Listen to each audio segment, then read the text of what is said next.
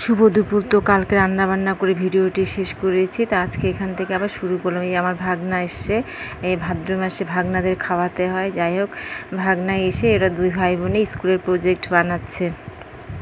তা মেয়ে বলছে মা দাদা ভাই আসে, দাদা ভাইয়ের সাথে একসাথে দুজনে মিলে করি। আমি ঠিক আছে। তারপর মেয়ে ওরা প্রজেক্ট বানালো। তারপর ননদের বর আসছে, এসে মেয়েকে এখন নিয়ে যাবে বাজারে, মানে পুজো শপিং করতে মেয়েকে নিয়ে যাবে। আর মেয়ে তো তোমরা তো জানোই, মেয়ে আমাকে ছাড়া কোথাও যায় না। তাই মেয়ের যাওয়ার একদম এনার্জি নাই। তাই গ্রিলের মধ্যে বলছে, দাঁড়িয়ে দাঁড়িয়ে বলছে মা আমার যেতে মন চাইছে না তোমাকে ছেড়ে। আমি বলছি বাবা যাও যাও। মা বলছে কি হয়েছে সোনার? আমি বলছি কি ওই যাওয়ার ইচ্ছা নাই। তাই যাই হোক, পিসামশাইয়ের সাথে আজকে ফার্স্ট গেল মানে কোচবিহারে। এদিকে ননদ যাবে, ননদের ছেলে যাবে, ভাগনা যাবে, আর ননদের বর যাবে। যাই হোক, ওরা চারজনে যাবে। আর ভাগ্নিকে ঘরের মধ্যে রেখেছে, ঘুমিয়ে রেখেছে, কারণ এতজন তো যাওয়া সম্ভব না, তাই না? আর এখানে জায়গা আছে। এদিকে আমার ভাসুরের কাঠের কাজ করে, তো ঘর বানায়, তাই মানে দাদা এখানে কাঠগুলো রাখে। যাই হোক, মনটা ভালো লাগছে না, অনেক দেরি হয়ে গেছে। তার রাস্তার মধ্যে মেয়ের জন্য বসে আছি একা একা, রাস্তার দিকে তাকিয়ে আছি, কারণ 4:30টার দিকে বের হয়েছে, এখনও না 9:30টার মতো বেজে গেছে।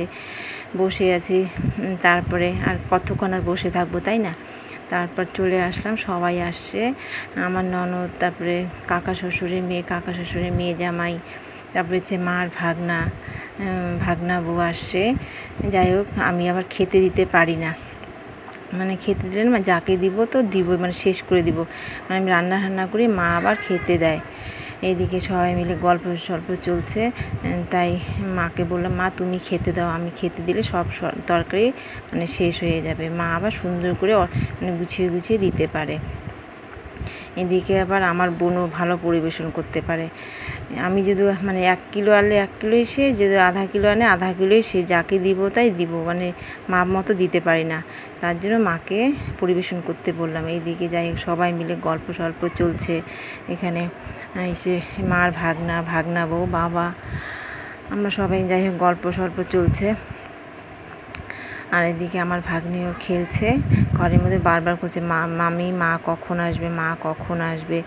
যাই হোক, ওকে বুঝিয়ে সুঝিয়ে মোবাইল দিয়ে রেখেছি। বাবা তুমি মোবাইল দেখো, গান করো, নাচ করো, ওইভাবে ভুলিয়ে ভালিয়ে রাখলাম প্রায় 10:45 পর্যন্ত, তাই না? বাচ্চা মানুষ কতক্ষণ আর থাকবে।